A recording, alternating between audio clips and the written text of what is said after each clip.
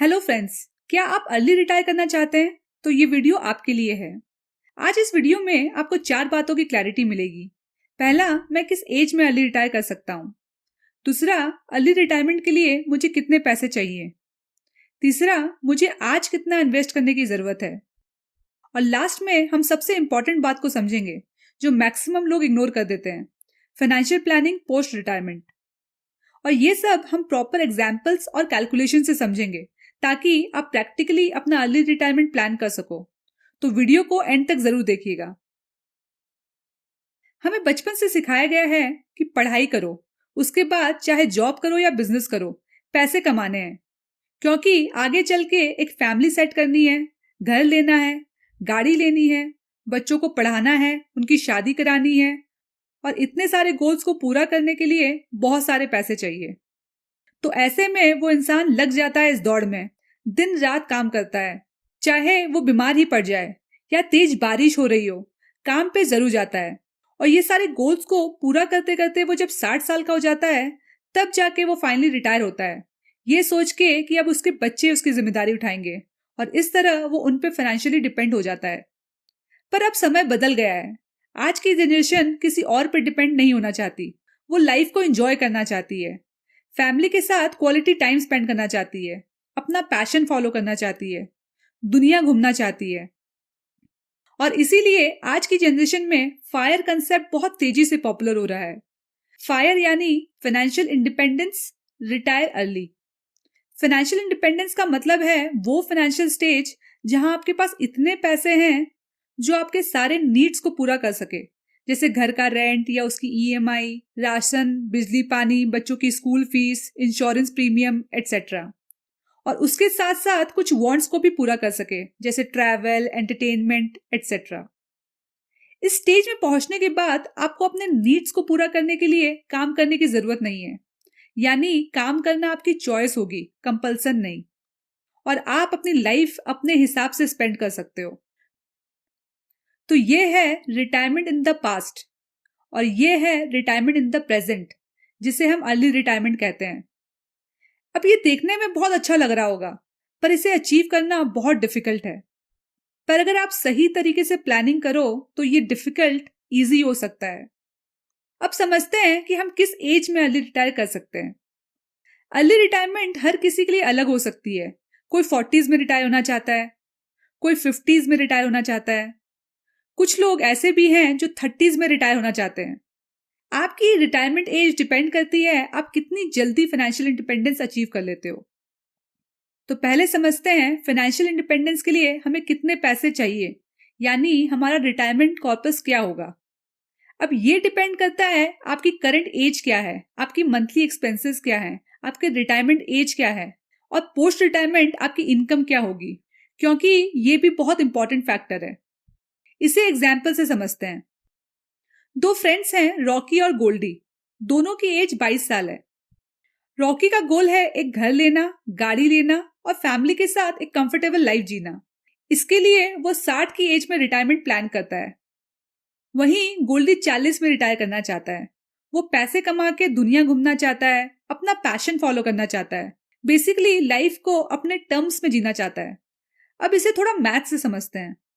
मान लेते हैं दोनों का महीने का खर्च 25,000 है, जिसमें उसके सारे नीड्स और कुछ वांट्स पूरे हो जाते हैं। इन्फ्लेशन यानी महंगाई मान लेते हैं 7% है, तो रिटायरमेंट के टाइम रॉकी का महीने का खर्च बढ़ के 3.3 लाख मंथली हो जाएगा, यानी साल का 40 लाख।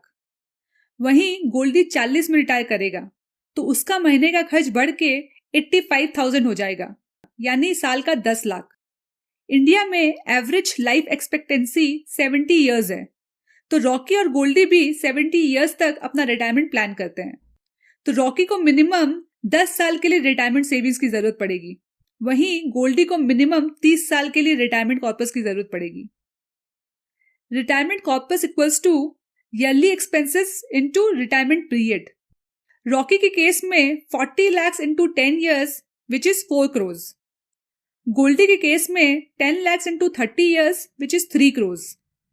इसमें ध्यान देने की बात है कि ये जो खर्चा है ये सेम नहीं रहेगा, ये भी महंगाई से हर साल बढ़ेगा। और जो हमारा रिटायरमेंट कॉर्पस है इसे भी हम कहीं ना कहीं इन्वेस्ट करेंगे जिससे हमारा पैसा ग्रो होगा। तो आपको मेक श्योर करना है कि रिटायरमेंट के बाद आपका return on investment inflation rate से ज्यादा हो, तभी आप अपने एक्सपेंसेस को मीट कर पाओगे। होप आपको ये कैलकुलेशन क्लियर हो गया होगा। अगर आप कोई ऑनलाइन कैलकुलेटर यूज करोगे तो आपको ये सेम रिजल्ट ही आएगा। अगर आप गोल्डी का एग्जाम्पल देखो तो उसका रिटायरमेंट के बाद ईयरली एक्सपेंसेस 10 लाख होगा और रिटायरमेंट कॉर्पस 3 करोड़ होगा, जिसे हमने अभी सिंपल तरीके से खुद ही कैलकुलेट कर लिया। फाइनेंशियल प्लानिंग के लिए आपको फाइनेंस में एक्सपर्ट होने की जरूरत नहीं है। अगर आपको 5th क्लास की मैथ्स आती है और आपका लॉजिक क्लियर है तो ये आप आसानी से खुद ही कर सकते हो। तो अब वापस आते हैं हमारे दूसरे क्वेश्चन पे कि हमें रिटायरमेंट के लिए कितने पैसे चाहिए। तो जैसा हमने अभी समझा, रिटायरमेंट कॉर्पस डिपेंड करता है आपका एक्सपेंसेस क्या है और आपका रिटायरमेंट पीरियड क्या है। अगर हम सिंपल लैंग्वेज में समझें तो आपको बस इतनी सेविंग्स करनी है जिससे आप काम करो या ना करो आपके सारे नीड्स पूरे होते रहे और कुछ वांट्स भी फुलफिल हो जाए। अब आते हैं हमारे तीसरे क्वेश्चन पे कि रिटायरमेंट फंड के लिए आज मुझे कितना मंथली इन्वेस्ट करने की जरूरत है। इस एग्जाम्पल में मान लेते हैं दोनों फ्रेंड्स इक्विटी में अपना पैसा इन्वेस्ट करते हैं, लेट्स से म्यूचुअल फंड में। तो वहां से वो 12% ईयरली रिटर्न एक्सपेक्ट करते हैं। इस हिसाब से गोल्डी को 3 करोड़ जमा करने के लिए आज 40,000 मंथली इन्वेस्ट करने की जरूरत है। वहीं रॉकी को 4 करोड़ जमा करने के लिए सिर्फ 5,000 मंथली इन्वेस्ट करने की जरूरत है। ये इसलिए हुआ क्योंकि रॉकी के रिटायरमेंट में 38 इयर्स बाकी है, वहीं गोल्डी का रिटायरमेंट में सिर्फ 18 इयर्स बाकी है। तो अब क्वेश्चन ये आता है कि क्या आप ये रिक्वायर्ड इन्वेस्टमेंट कर सकते हो। अगर आप ये नहीं कर सकते तो आपके पास दो ऑप्शन है। ऑप्शन 1, रिक्वायर्ड इन्वेस्टमेंट करने के लिए आपको अपनी इनकम को बढ़ाना पड़ेगा। आप अपने नॉलेज और स्किल्स को इंप्रूव कर सकते हो जिससे आपको बेटर जॉब मिले। अगर आपके पास कोई ऐसी स्किल है जिसे आप फ्री टाइम में यूज करके second source of income create कर सकते हो तो आपको ये साइड हसल जरूर करना चाहिए। इससे आपकी इनकम बढ़ेगी और इन्वेस्टमेंट्स भी। दूसरा, आप अपने एक्सपेंसेस कम कर सकते हो। आप प्रॉपर बजटिंग करके अपने नीड्स और वांट्स को ट्रैक कर सकते हो और उसे कम कर सकते हो। बजटिंग पे मैंने सेपरेट वीडियोस बनाए हैं, आप उसे देख के अपना बजट प्लान कर सकते हो। अब आते हैं ऑप्शन नंबर 2 पे।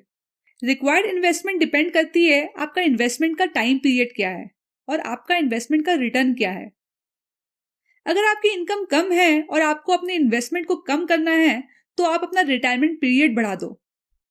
इस एग्जाम्पल में अगर गोल्डी 40 में रिटायर ना करके लेट्स से 45 में रिटायर करता है तो उसे सिर्फ 25,000 मंथली इन्वेस्ट करने की जरूरत है। दूसरी तरफ अगर आप अपना रिटर्न ऑन इन्वेस्टमेंट बढ़ा सको तो उससे भी आपकी मंथली इन्वेस्टमेंट कम हो सकती है। फॉर एग्जाम्पल 12% रिटर्न को बढ़ा के अगर 15% कर दें तो आपको 30,000 SIP करने की जरूरत है। फॉर एग्जाम्पल अगर आप डायरेक्ट इक्विटी में इन्वेस्ट करते हो तो वहां से आप 15% रिटर्न अर्न कर सकते हो, प्रोवाइडेड आपको मार्केट की कितनी नॉलेज है, आपका रिस्क प्रोफाइल क्या है। स्टॉक मार्केट को समझने के लिए आप मेरा स्टॉक मार्केट बेसिक सीरीज देख सकते हो। रेट ऑफ रिटर्न बढ़ाना इतना आसान नहीं है, इसके लिए आपको अपने फाइनेंशियल नॉलेज को बढ़ाने की जरूरत है। मोस्टली लोग इस पे फोकस करते हैं और इसे इग्नोर कर देते हैं।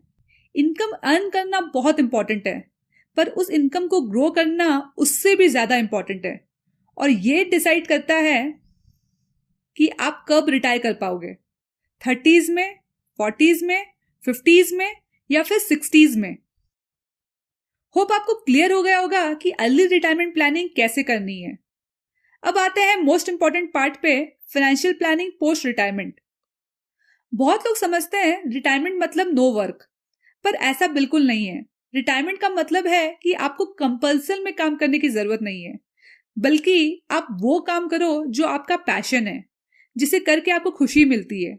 अगर उससे आपको कम इनकम भी मिले तो कोई प्रॉब्लम नहीं है, क्योंकि आपके पास इनफ सेविंग्स है जो आपके नीड्स और कुछ वांट्स को पूरा कर सकती है। अब जो पैसे हमने रिटायरमेंट के लिए सेव किए हैं, इसे सही तरीके से मैनेज करना बहुत जरूरी है। चूंकि ये पैसा आपके नीड्स को पूरा करने के लिए है तो कैपिटल प्रोटेक्शन बहुत जरूरी है।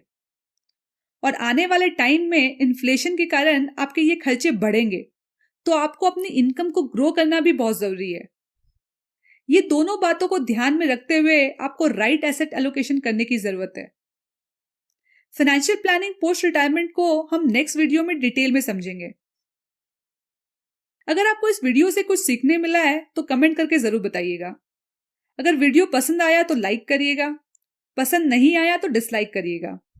अगर आप फाइनेंशियल प्लानिंग और इन्वेस्टमेंट रिलेटेड वीडियोस देखना चाहते हो तो मेरे चैनल को सब्सक्राइब कर सकते हो।